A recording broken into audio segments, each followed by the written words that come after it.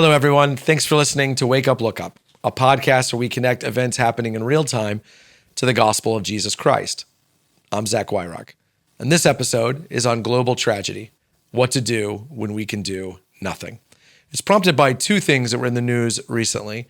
One is I read a story about 50,000 children in Gaza that are experiencing acute malnutrition and are in need of immediate medical care.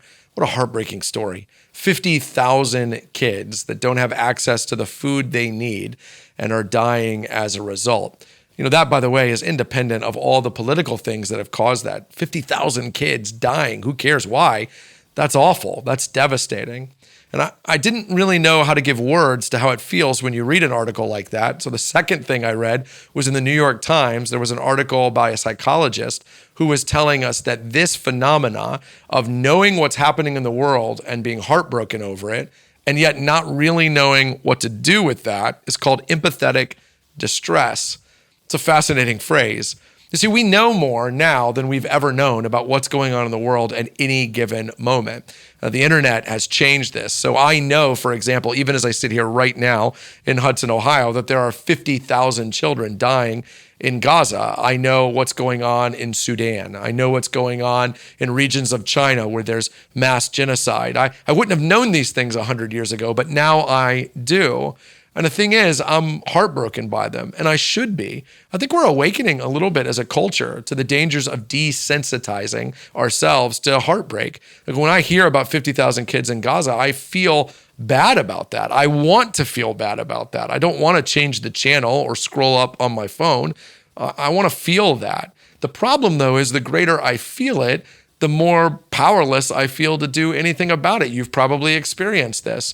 What am I supposed to do with all the heartbreaking information about what's going on in the world when I can't do anything to change it? What do I do with my empathetic distress?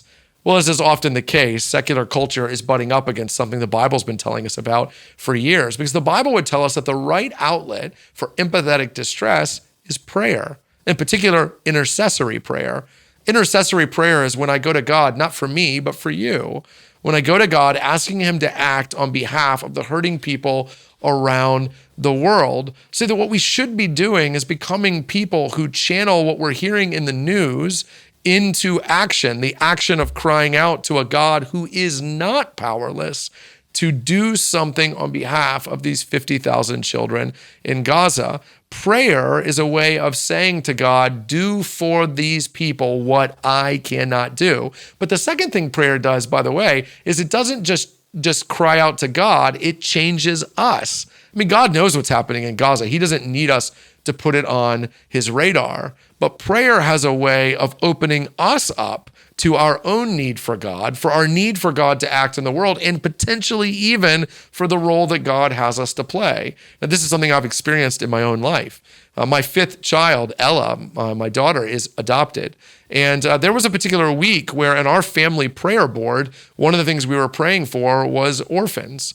We didn't know any orphans, but we knew there were children in the world who did not have parents, and we're heartbroken over that. And so we decided as a family to pray, God, we want you to take care of orphans. Please do something in their lives. Well, 3 or 4 days later, I got a call from a family in Florida that said, hey, our 14-year-old foster daughter is pregnant and we need someone to take the baby. Would you take the baby? We had no idea that was coming.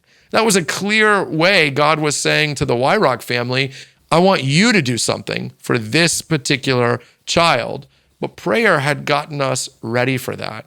What I want to see are Christians whose family prayer board is full of places like Gaza, Sudan, regions in China. I want our kids to know the world's geography, not just from school, but from their family's prayer lives, because our response to the devastating news is to go to God. Now, that's going to do two things. One is it's going to build in us a genuine trust that God cares about the world, that he cares about what's happening in our lives. But the second thing it's going to do is prepare us, potentially, for the role that God would have us play in helping the hurting people of the world. You don't need to sit in empathetic distress. Let empathy drive you to prayer. Let empathy and powerlessness drive you to a God who controls the universe, who has told us that he will act when his people cry out on behalf of the hurting. Let's begin to pray so that God can get us ready for the role he has us to play. Empathetic distress might be our present reality, but it doesn't need to be our future one. Let's go to God and let's watch and see what he does.